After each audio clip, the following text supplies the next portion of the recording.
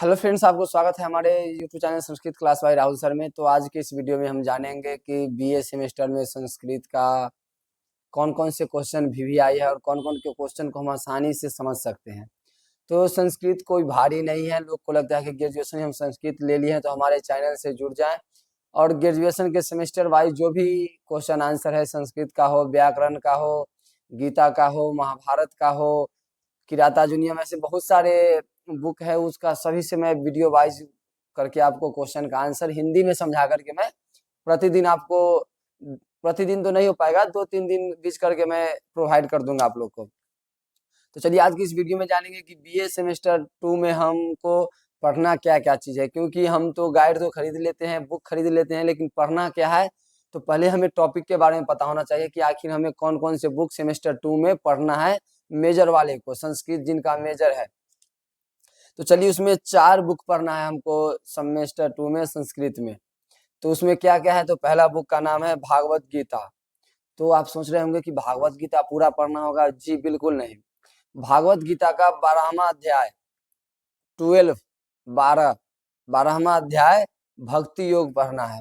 मतलब सेमेस्टर 2 में भागवत गीता जो बुक खरीदेंगे उसमें से 12वां अध्याय पढ़ना है, जो कि भक्ति का योग है। भक्ति योग पढ़ना है, उसमें पूरा भक्ति के ही बारे में बताया गया है। मनुष्य के लिए भगवान श्री कृष्ण क्या सार दिए हैं अपने भक्तों को, मनुष्य को भव्य सागर से पार होने के लिए क्या माध्यम बताए हैं, तो भक्ति ही माध्यम बतलाए हैं। उसके बाद दूसरा बुक आता है रघुवंश महाकाव्य। तो रघुवंश महाकाव्य का प्रथम सर्ग पढ़ना है। रघुवंश महाकाव्य का प्रथम सर्ग पढ़ना है। उसके बाद आता है पूर्व मेघ, कालिदास जी का लिखा हुआ मेघदूत बुक है। उसको 2 भाग में बांटा गया है, उत्तर मेघ और पूर्व मेघ। तो हमको यहाँ पे पूर्व मेघ पढ़ना है। उसके बाद आता है किरातार्जुनीयम, जिनके लेखक महाकवि भारवी जी माने जाते हैं, और वो है, माने नहीं जाते हैं बल्कि हैं ही। उसका भी हमें किरातार्जुनीयम का प्रथम सर्ग पढ़ना है। ठीक है दोस्तों, तो ये हमें आप लोग को अवगत करा दिए कि सेमेस्टर 2 में संस्कृत में जिनका मेजर संस्कृत है उन्हें क्या क्या बुक पढ़ना है सेमेस्टर 2 में। तो चलिए फिर से दोहरा देते हैं एक बार। भागवत गीता का 12वां अध्याय, उसके बाद है रघुवंश महाकाव्य का प्रथम सर्ग, उसके बाद है पूर्व मेघदूत जिनका लेखक कालिदास जी हैं। आगे चल के हम जब टॉपिक स्टार्ट करेंगे तो पूरे विस्तार से बताएंगे। यहाँ पे सिर्फ आपको अवगत करा दे रहे हैं कि सेमेस्टर 2 में आपको पढ़ना क्या क्या चीज है। उसके बाद आता है किरातार्जुनीयम का प्रथम सर्ग।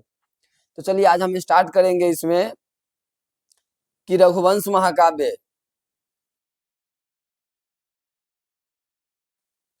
रघुवंश महाकाव्य हमने बोला था कि ये सबसे आसान टॉपिक है। आसान तो नहीं कह सकते हैं, लेकिन होता है ना कि आपको स्टार्टिंग में ही अगर भार दे दिया जाए तो आप फिर आगे चल के विद्यार्थी के अंदर डर हो जाता है कि नहीं ये रियल में भारी है।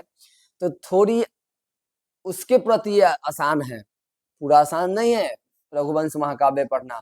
लेकिन भगवत गीता हो गया, किरातार्जुनीयम हो गया, इनके अपेक्षा कम श्लोक है और हिंदी में हम आपको बताएंगे धीरे धीरे कहानी के तौर पे, तो आपको याद आ जाएगा और समझ में भी आ जाएगी। तो चलिए इसमें पढ़ना क्या है, तो यह कालिदास की अंतिम पौड़ कृति है। महाकवि कालिदास के द्वारा लिखा गया जो ये अंतिम पौड़ कृति है, इसे काव्य जगत में श्रेष्ठ महाकाव्य कहा गया है। रघुवंश महाकाव्य को ये क्या है, महाकाव्य, रघुवंश महाकाव्य। तो रघुवंश महाकाव्य को सभी काव्यों में बहुत श्रेष्ठ माना गया है और इनके लेखक महाकवि कालिदास, कवि नहीं, कवियों के कवि, महाकवि थे ये। जैसे भगवान शिव को हम देवों के देव महादेव मानते हैं, उसी तरह से ये कवियों के कवि, महाकवि श्रेष्ठ थे। लेखक ने मनु से लेकर दिलीप तक, रघुवंश महाकाव्य में मनु से लेकर दिलीप तक, रघु, अज, दशरथ, राम, कुश तथा अन्य, देखिए इसमें पूरा रामायण का चर्चा किया गया है। कहा गया है कि रघुकुल, भगवान श्री राम, दशरथ, राम, कुश, उनके पुत्र तक का इसमें वर्णन है। चतुर्थ सर्ग में दिलीप के पुत्र रघु की दिग्विजय यात्रा, छठे सर्ग में इंदुमती का स्वयंवर।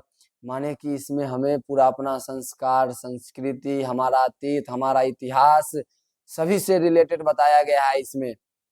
फिर आगे क्या है, 13वें सर्ग में रावण वध के पश्चात लौटते हुए सीता के सम्मुख सभी प्रदेशों का, ऋषियों, रघुवंशी राजाओं के पतन का वर्णन किया गया है। रघुवंशी जो राजा सब थे उनका पतन किस तौर पे हुआ है, किस मार्ग को अपनाने से हुआ है, उसका भी वर्णन श्री महाकवि कालिदास जी ने कर दिया है रघुवंश महाकाव्य में। उसके बाद है कि इस लक्षण के अनुसार यह महाकाव्य राजाओं के उच्च आदर्श का प्रतिपादक है। जो हमारे बड़े बड़े राजा सब थे, जो भी हमारे विद्वान राजा थे, जिनके कहा जाता है ना कि जिनके वर्णन करने के लिए मेरे पास शब्द नहीं है, हमारे पास शब्द नहीं होते हैं, तो उन्हीं राजाओं का प्रतिपादक किया गया है इसमें। तो चलिए, इसमें सबसे पहले हमको चैप्टर नंबर 1 में क्या पढ़ना है, रघुवंश महाकाव्य के प्रथम सर्ग में। याद रखिएगा, रघुवंश महाकाव्य के प्रथम सर्ग हम लोग पढ़ रहे हैं। तो इसमें पढ़ना क्या है, तो आइए हम देखते हैं। तो इसमें है महाकवि कालिदास प्रणीत महाकाव्य के प्रथम सर्ग की कथा वस्तु लिखे। कथा वस्तु मतलब महाकाव्य जो लिखे थे महाकवि कालिदास, उनकी कथा वस्तु प्रस्तुत करना है इसमें। कैसे करेंगे, तो महाकवि कालिदास ने रघुवंश के प्रथम सर्ग में रघुवंशियों की सामान्य प्रशंसा करते हुए, जो रघुवंशी राजा थे, प्रतापी राजा हुआ करते थे, उनकी सामान्य प्रशंसा करते हुए राजा का आदर्श प्रस्तुत किया है। सबसे पहले उनका आदर्श प्रस्तुत किए हैं, उनका आदर्श कैसा था। उसके बाद वे आजीवन शुद्ध चरित्र वाले, जिनका चरित्र शुद्ध माना जाता था, जिनका सोच विचार एक अच्छे मार्ग की ओर होती थी, चरित्रहीन नहीं बल्कि शुद्ध चरित्र वाले राजाओं का उन्होंने वर्णन किया है इसमें, सामान्य प्रशंसा करते हुए।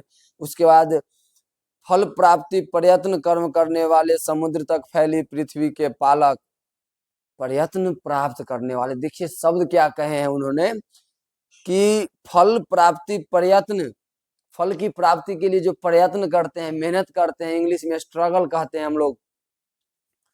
कर्म करने वाले, समुद्र तक फैले, जो समुद्र तक विकराल रूप से फैला हुआ है, और पृथ्वी का जो पालक है, पृथ्वी के पालक मतलब पालनहार, पृथ्वी को चलाने वाले, वो पालक साग नहीं समझ लीजिएगा आप लोग। उसके बाद क्या आता है कि स्वर्ग तक अपना रथ ले जाने वाले, वैदिक विधान के अनुसार यज्ञ का संपादक करने वाले, वैदिक विधान का भी इसमें चर्चा किया गया है। यज्ञ का संपादक करने वालों ऋषि मुनियों का चर्चा किया गया है। देखिए उन्होंने सिर्फ लिखा है कि सामान्य प्रशंसा, लेकिन ये सामान्य प्रशंसा नहीं है। शब्द का वेग इतना तेज होता है कि कब कहां पर क्या अर्थ प्रस्तुत कर दे समझ में नहीं आएगा। तो इसीलिए वीडियो में अंत तक बने रहे। चैनल को लाइक सब्सक्राइब कुछ नहीं करना है। जो भी बीए सेमेस्टर के स्टूडेंट हैं वो वीडियो को अच्छे से देख ले।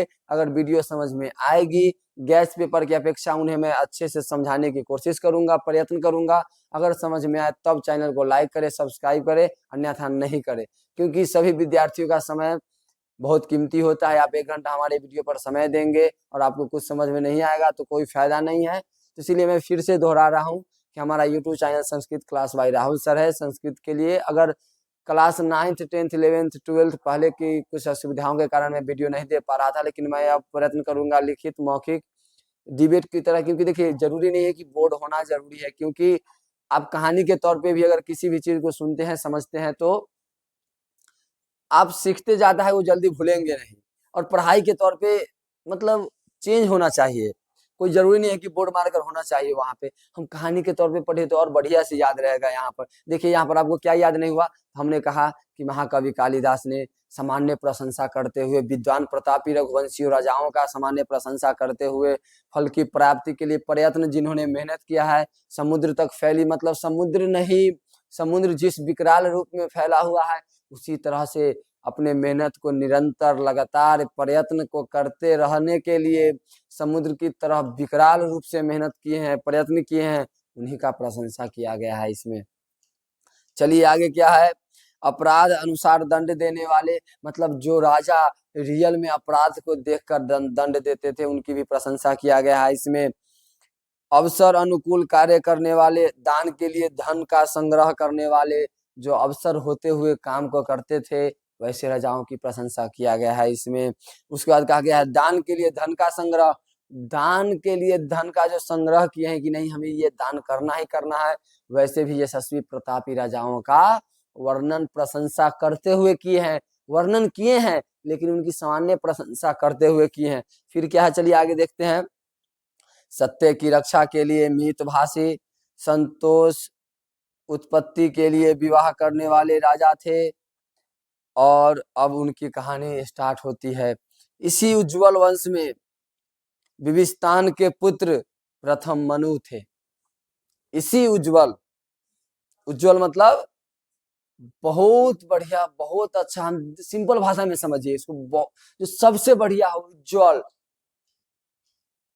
जो नहीं कहते हैं कि ये वहां तक रुक जाएगा लेकिन नहीं, ये अनंत चलेगा, रुकेगा नहीं, थकेगा नहीं, डरेगा नहीं, डटेगा नहीं, चलता रहेगा, निरंतर चलता रहेगा, तो यही है। तो चलिए आगे क्या है देखते हैं इसमें। इसी उज्जवल वंश में विविस्तान के पुत्र प्रथम मनु थे। उन्हीं के वंश में सबको सुख प्रदान करने वाले शुद्ध चरित्रवान राजा दिलीप हुए। मतलब ये चरित्र से परिपूर्ण थे, शुद्ध थे। कहा जाए तो अभी के समय में हम बोले जाए तो वो ब्रह्मचर्य को जो सबसे सशक्त बोलते हैं ना, 100 में 100% पालन करने वाले, वो राजा दिलीप हुए। उसके बाद राजा दिलीप हुए। राजा दिलीप एक महान प्रतापी क्षत्रिय धर्म के आदर्श पुरुष थे। क्षत्रिय धर्म जो अपने धर्म की रक्षा के लिए नहीं बल्कि सभी के रक्षा के लिए क्षत्रिय धर्म माने जाते थे। उसके बाद वे प्रभावशाली थे, उनमें शौर्य के साथ साथ शास्त्रों का भी पर्याप्त ज्ञान था। उनमें शौर्य मतलब वीरता तो था, उसके साथ साथ उनमें विद्वत भी बहुत था। वो विद्वत थे, विद्वान माने जाते थे, सभी कलाओं से परिपूर्ण थे वो। मतलब कि तलवारबाजी भी आता था उन्हें, जो भी राजाओं का होता था उस समय का कितना गुण होना चाहिए, क्राइटेरिया होना चाहिए।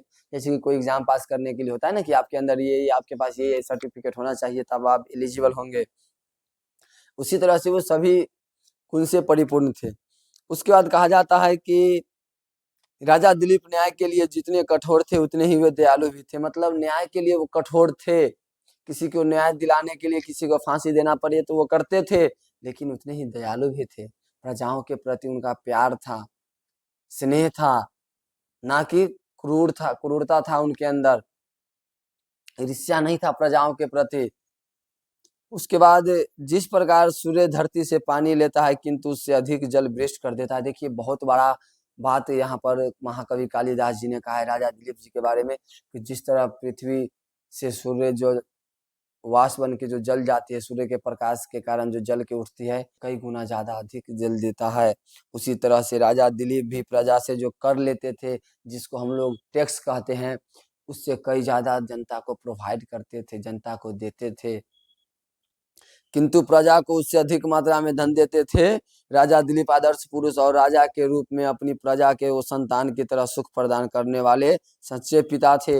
वो सिर्फ राजा को प्रजा नहीं बल्कि जिस तरह से कोई पिता अपने संतान को, कोई माता अपने बच्चे को, कोई गुरु अपने शिष्य को प्यार करते हैं, स्नेह करते हैं, दुलार करते हैं, उसी तरह से राजा दिलीप अपने प्रजा को स्नेह करते थे, प्यार करते थे, दुलार करते थे। उनके राज्य में चोरी आदि नहीं होती थी। अच्छा, उसी तरह से राजा दिलीप के जो साम्राज्य था, उनका जो राज्य था, वहां पे कोई चोरी नहीं होती थी। कोई मतलब क्यों करेगा चोरी? जिनके मान लीजिए हमारे प्रधानमंत्री से लेकर के जितने भी नेता है वो सभी जनता के प्रति एग्रेसिव हो जाए, जनता के हित में हर काम करे, तो क्यों करेगा लोग बेईमानी चोरी? क्यों करेगा? किसके लिए करेगा? तो इतनी धर्मपत्नी की बात आती है यहाँ पर, देख लीजिए। कहा गया है कि हर सक्सेसफुल आदमी के पीछे औरत का हाथ होता है, लेकिन किसी ने ये नहीं कहा कि बहुत ऐसी नारियां हैं जिनके सक्सेस के पीछे पुरुष का हाथ होता है। वो एसडीएम वाली चर्चा आपको याद होगा, जिनके पति पेपर बेच करके उन्हें पढ़ाए थे, एसडीएम बना दिए, और बाद में उन्होंने क्या किया, उस पति को छोड़ करके अपने से बड़े पोस्ट की जो अधिकारी हैं उनसे विवाह कर लिए। तो ये समाज में गलत आदेश संदेश देता है। इस तरह का जो भी सोच के व्यक्ति है वो समाज के लिए दुखदायी होंगे, कष्टदायी होंगे, हितकारी वो कभी नहीं हो सकते हैं अपने समाज के लिए, और ना ही समाज में अच्छा संदेश दे सकते हैं। तो आप ये नहीं कह सकते हैं कि सभी पढ़े, सभी शिक्षित अच्छे विचार के हो सकते हैं, सभी अच्छे विचार के लोग शिक्षित हो सकते हैं, ये नहीं कहा जा सकता है। आप देखिए यूपीएससी अधिकारी 10 करोड़ के घोटाले में जो पकड़ाते हैं, अब बताइए सभी ज्ञानों से परिपूर्ण यूपीएससी भारत के सबसे टफ एग्जाम माना जाता है। सभी विषयों का ज्ञान लेकर के जो अधिकारी बैठा हो वो खुद घूस ले रहा हो, तो आप कैसे कह सकते हैं कि सभी शिक्षित लोग अच्छे हो जाते हैं, समझदार हो जाते हैं? शिक्षा और समझदारी में बहुत अंतर है। पहले के लोग कैसे शिक्षा ग्रहण करते थे? गुरुकुल जाकर के, गुरु को भगवान का दर्जा देते थे। आज गुरु के सामने सिगरेट पे करके निकलते हैं, बगल से राइडिंग करके, बाइक से, साइकिल से। तो चलिए हम अपनी टॉपिक से नहीं भटके बल्कि ध्यान देते हैं फिर आगे क्या है कि राजा दिलीप की धर्मपत्नी मगध वंश के राजा, मगध वंश का नाम आ गया यहाँ पर, देख लीजिए। मगध वंश के राजा की पुत्री सुदक्षिणा थी, मतलब राजा दिलीप की जो पत्नी थी, मगध वंश के जो राजा थे उनके दामाद राजा दिलीप थे, और उनकी पुत्री सुदक्षिणा राजा दिलीप की पत्नी थी। वह भी गुणवती थी, मतलब गुण से भी वो परिपूर्ण थे। किंतु राजा को पुत्र नहीं हुआ, वे सदैव पुत्र प्राप्ति की कामना करते थे, और उनसे पुत्र नहीं हुआ तो राजा हमेशा थोड़ा मौन रहते थे, दुखी रहते थे कि पुत्र प्राप्ति की सदैव उन्हें आशा रह गई, लालसा रह गई। राजा दिलीप अपने मंत्रियों के कंधों पर राज्य का भार छोड़ करके पुत्र प्राप्ति के लिए कौन सा उचित उपाय है यह पूछने के लिए अपनी पत्नी सुदक्षिणा को लेकर गुरुकुल वशिष्ठ जी के आश्रम में गए। उन्होंने पुत्र प्राप्ति के लिए अपना राजपाट छोड़ दिए, मंत्रियों के कंधे पर पूरा राज का भार सौंप दिए, और अपनी पत्नी सुदक्षिणा के साथ गुरु वशिष्ठ के गुरुकुल आश्रम में चले गए कि पुत्र प्राप्ति के लिए हमें क्या करना चाहिए, कौन सा यज्ञ करना चाहिए, क्या कोई पिछले जन्म का दोष है, कारण है जिसके कारण हमें पुत्र प्राप्त नहीं हो रहे हैं। यहाँ उन्होंने मृगों, ऋषियों तथा शांतमय वातावरण को देखा। उन्होंने जब गुरु वशिष्ठ जी के आश्रम में गए तो उन्होंने देखा कि यहाँ पर मृग मतलब हिरण, ऋषियों, मुनि सभी अपना अपना योग में लगे हुए हैं, चारों तरफ शांति ही शांति है, कहीं पर कलेश नहीं दिखेगा आपको गुरुकुल में। तो अगर देखना है तो जाकर के आप यहाँ जो बनारस बीएचयू बनारस यूनिवर्सिटी है संस्कृत का, वहां पर जाकर के देख सकते हैं। गुरुकुल में लगेगा कि दिन भर हम लोग यहाँ पर 5 मिनट योग करते हैं, वहां लगेगा आपको हम दिन भर योग ही कर रहे हैं। ये वातावरण होती है वहाँ का, शांति, नेचर, क्लाइमेट, वहाँ का जो कल्चरल होता है, वहाँ का जो प्रकृति देखने को मिलेगा वो काफी सौंदर्य, भावुक, सहानुभूति देती है आपको अपने ही अंदर, वो शांति प्रियता, मतलब एकदम अजब माहौल देता है, गजब, नाम मत लीजिए उसका। आश्रम में प्रवेश करते समय राजा ने द्वार पर नीचे उतरकर रानी सुदक्षिणा को भी हाथ का सहारा देकर रथ से नीचे उतारा। ऋषियों ने उनका स्वागत किया। आश्रम में यज्ञ संपन्न हो चुका था। राजा दिलीप जब रथ से उतरे तो अपनी पत्नी को भी हाथों का सहारा देकर के उन्होंने उतरे, और उन्होंने देखा कि यहाँ का वातावरण बहुत शांत है। उसके बाद वे वशिष्ठ जी के पावन दर्शन के लिए उन्होंने उसके पास गए, उनके पास गए। राजा वशिष्ठ के गुरु राजा दिलीप गए, सॉरी, राजा दिलीप गुरु वशिष्ठ के नजदीक गए, पास गए। उन्होंने गुरु पत्नी अरुंधति को कुल गुरु के पीछे उसी प्रकार बैठे हुए देखा जिस प्रकार यागिनी के पीछे स्वाहा विद्वान होते हैं। वहां पर पता चलता है कि पत्नी पति के लिए कितने समर्पित होते हैं और पति पत्नी के लिए कितने समर्पित होते हैं। ताली एक हाथ से नहीं बजती है। राजा दिलीप ने वशिष्ठ जी से वार्तालाप प्रारंभ किए, वार्तालाप मतलब बातचीत प्रारंभ किए। उन्होंने कहा राजा के सातों अंग सकुशल है। गुरु वशिष्ठ जी ने कहा कि राजा के सातों अंग सकुशल है, किंतु मुझे पुत्र का सुख प्राप्त नहीं। पुत्र के अभाव में पितरों को जल तर्पण करना कैसे संभव होगा। मेरे पितर की पितृलोक में इसी बात से दुखी हैं। राजा ने कोई उचित उपाय बतलाने के लिए गुरु वशिष्ठ जी से निवेदन किए। उन्होंने निवेदन किए कि हमें कोई तो उपाय बताइए जिससे हमें पुत्र प्राप्त हो सके।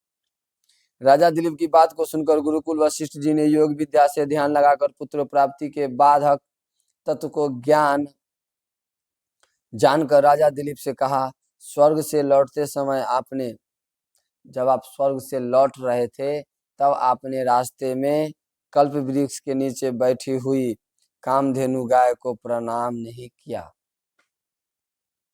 मतलब जब आप राजा दिलीप को कहते हैं कुल गुरु वशिष्ठ जी कि आप जब स्वर्ग से लौट रहे थे तब आपने रास्ते में कल्प वृक्ष के नीचे जो बैठी गाय थी कामधेनु गाय, उसे आपने प्रणाम नहीं किया। अतएव कामधेनु ने नाराज होकर साफ दिया कि मेरी संतति पुत्री की आराधना किए बिना तुम्हें संतान की प्राप्ति नहीं होगी। जब तक कुल गुरु का राजा से संवाद चल ही रहा था उसी समय रक्त वर्ण लाल रंग कामधेनु की संतति नंदिनी वहां आ गई। और गुरु वशिष्ठ जब वहां पे नंदिनी गाय आ गई तो कुल गुरु जो वशिष्ठ गुरु जी थे उन्होंने इसे शुभ संकेत माना। पुत्र प्राप्ति का जो प्रथम चरण स्टार्ट होने वाला था तो उन्होंने उसमें शुभ संकेत माना। वशिष्ठ जी ने यह शुभ संकेत माना और राजा से कहा, आप दोनों पति पत्नी नंदिनी की सेवा करे। इसे प्रसन्न होने पर जिस प्रकार आपके पिता को आप जैसा सुयोग पुत्र प्राप्त हुआ था, मतलब नंदी गाय जब खुश होगी तो आपके पिता को आप जैसे चरित्रवान शुद्ध चरित्र वाले विद्वान तेजस्वी तेज प्रतापी पुत्र प्राप्त हुए, उसी तरह का आपको भी पुत्र प्राप्त होंगे। आप जाइए और नंदी की सेवा कीजिए। नंदिनी जो गाय है कल्प वृक्ष के नीचे जो आपको श्राप दी थी उसे आप सेवा करें जाकर के। राजा दिलीप ने कुलगुरु की आज्ञा ग्रहण करने के बाद नंदिनी को प्रसन्न करने के लिए व्रत प्रारंभ कर दिया। आश्रम में उन राजा और रानी के रहने के लिए राजसी सुविधाओं न देकर आश्रमवासी जनों के लिए वो उचित व्यवस्था थी वही व्यवस्था दी गई। अब देख लीजिए, जब उन्होंने नंदी गाय की सेवा प्रारंभ कर दी तब कुलगुरु वशिष्ठ जी ने उन्हें राजाओं का सुख न दे करके राजसी वेशभूषा पहनावा सुख न दे करके एक निजी व्यक्ति के तरह, निजी जो भी उनमें ब्राह्मण लोग साधु लोग रहते थे उन्हीं के तरह उनका जीवन यापन करना पड़ा उन्हें और नंदी गाय की सेवा उन्होंने प्रारंभ कर दिया। तो चलिए हम देखते हैं अंत में आखिर होता क्या है। तो चलिए देखते हैं इसमें क्या है। फिर नंदिनी को लेकर अकेले वन में चराने के लिए ले जाने लगे।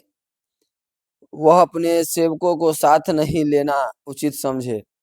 उन्होंने कहा कि मैं नंदी गाय की सेवा खुद करूंगा, अकेले करूंगा। आपत्तियों का सामना करने को तैयार हो गए। वन में पहुंच जाने पर वह गाय की अपूर्व भक्ति भाव से सेवा करने लगे। जिस तरह से कोई अपने पुत्र को स्नेह करता है, प्यार करता है, उसी तरह से रानी सुदक्षिणा ने राजा दिलीप की पत्नी और बिहार मगध के सम्राट की पुत्री ने नंदिनी गाय की सेवा प्रारंभ कर दी। नंदिनी गाय को वन में ले जाते थे और शाम को जब आश्रम में लौटते थे तब द्वार पर रानी सुदक्षिणा उनका स्वागत करती थी तथा नंदिनी की पूजा करती थी। ये थी राजा दिलीप की तपस्या। इसके बाद उन्हें पुत्र की प्राप्ति होती है। तो आज की इस वीडियो में हमने पढ़ा कि राजा दिलीप ने अपनी पुत्र प्राप्ति के लिए गुरु वशिष्ठ से, ये कोई क्वेश्चन आ सकता है कि राजा दिलीप ने पुत्र प्राप्ति के लिए क्या क्या प्रयत्न किए। तो आंसर स्टार्ट करेंगे कि महाकवि कालिदास के द्वारा रचित रघुवंश महाकाव्य के प्रथम सर्ग में, फिर से दोहराते हैं कि प्रस्तुत पाठ या प्रस्तुत पंक्ति रघुवंश महाकाव्य नहीं लगाइएगा, यहाँ लगाइएगा कि प्रस्तुत पंक्ति महाकवि कालिदास के द्वारा रचित रघुवंश महाकाव्य के प्रथम सर्ग में महाकवि कालिदास द्वारा प्रणीत रघुवंश महाकाव्य के कथा वस्तु में राजा दिलीप की प्रशंसा करते हुए, सामान्य प्रशंसा करते हुए, उन्होंने राजा दिलीप की पुत्र प्राप्ति के लिए उन्होंने क्या क्या कार्य किए, क्या क्या प्रयत्न किए, उन्हें दर्शाया गया है। वह इस प्रकार है कि उसके बाद कहानी आप स्टार्ट कर दीजिएगा।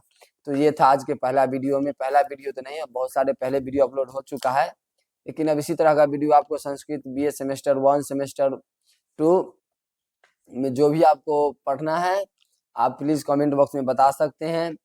और नहीं तो हमारा नंबर नोट कर लीजिएगा 7563985578। आप पर्सनल करके व्हाट्सएप पर भी हमें मैसेज कर सकते हैं कि हमें बीए का कौन से सेमेस्टर का कौन सा क्वेश्चन चाहिए। मैं आपको एकदम सरल भाषा में, एकदम सरलतम भाषा में संस्कृत को हिंदी में बदल करके कहानी में बना करके मैं आपके बीच, आपके समक्ष पहुंचाने की प्रयत्न करूंगा, कोशिश करूंगा।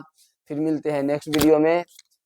तो इसी तरह से हमारे वीडियो में जुड़े रहे, अंत तक सुनने के लिए बहुत बहुत धन्यवाद।